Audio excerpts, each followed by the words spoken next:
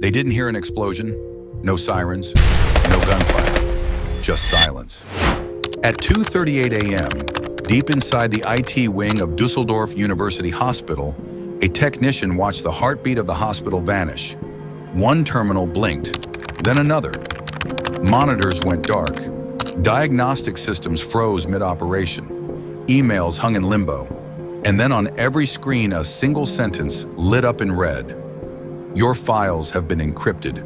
Pay or lose everything. What followed wasn't just a cyber attack. It was the first recorded death caused by ransomware.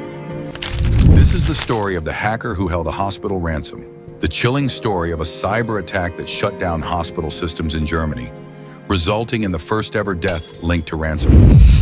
At 2:38 a.m. on September 9, 2020, a hospital IT technician in Düsseldorf, Germany, noticed something strange. Patient records had vanished. Monitors controlling vital medical data blinked to black. The emergency network system frozen. At first, he thought it was a glitch. Then came the message. A digital ransom note scrawled across every terminal. The words were simple: pay or lose everything. The staff at Düsseldorf University Hospital had trained for mass casualties, fires, even chemical attacks. But not this. Not silent warfare from a faceless adversary. Phones cut off, servers locked. The MRI machines wouldn't boot. Medical records encrypted. Emails stopped mid-sentence, like ghosts frozen in time. Doctors scribbled notes on paper. Nurses moved patient to patient with flashlights and stethoscopes. The 21st century had just been unplugged. And somewhere, hundreds of miles away, behind an encrypted laptop, the hacker watched it all unfold. The attack wasn't random. It was targeted. Precision-guided ransomware, deployed like a sniper shot. Later analysis would trace it to a group known only by a code name whispered in darknet forums, Doppelpaymer, a shadow collective infamous for locking down critical infrastructure, demanding payouts in cryptocurrency, and vanishing before authorities could even pinpoint their time zone. They had hit corporations before, Boeing, SpaceX vendors, police departments, but this was different. This was a hospital. By 3:12 a.m., the staff realized they were helpless. A 78-year-old woman, suffering from a ruptured aortic aneurysm, was in critical condition. The nearest functioning hospital was 20 miles away. Paramedics rerouted her in desperation, but by the time she arrived, it was too late. She died on the operating table. At 7 a.m., the hacker group issued a follow-up message. The attack, they claimed, had been a mistake. Their intended target was a university affiliate, not the hospital, but the systems were too entangled. The malware didn't care. It had already done its job, and a woman was dead. News broke like a thunderclap. First human fatality linked to ransomware. For years, cybercrime had been framed as abstract: data theft, Bitcoin, numbers on a screen. But now the consequences had a face, a life, a name. German authorities launched a manhunt, but it was like chasing ghosts through fog.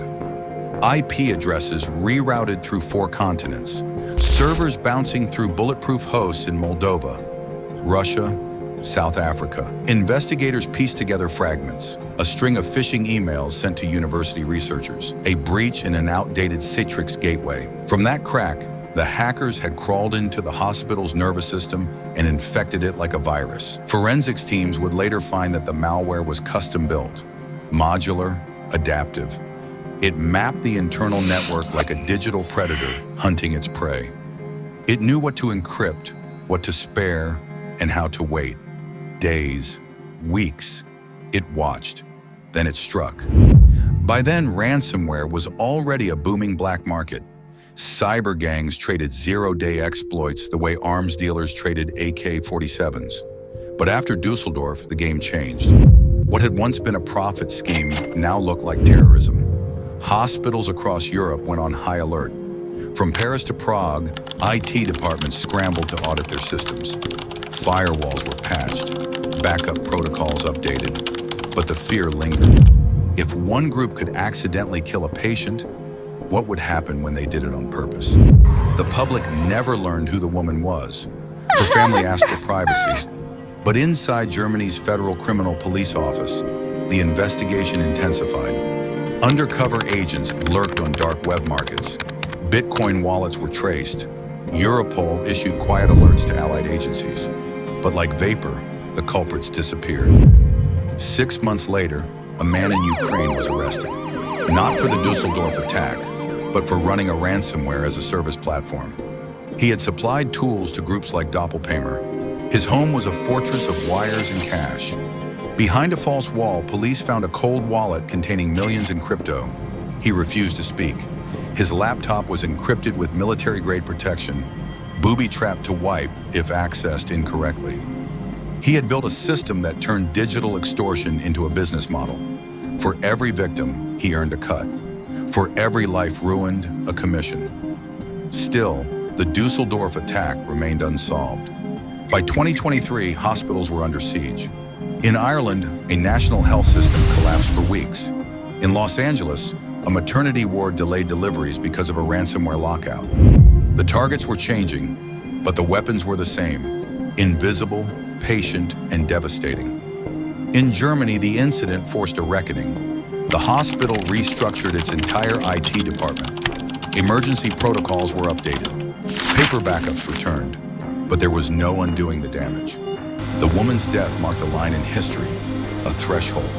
Somewhere in an underground forum, the attacker may still be watching, reading the news articles, tracking the aftermath. To them, it may have been another job gone wrong, a misfire, a miscalculation. But for one family in Düsseldorf, it wasn't abstract. It was a phone call at dawn, a name on a death certificate, a funeral held under silent skies. And for the rest of the world, it was a warning. That war doesn't always arrive with bombs or bullets.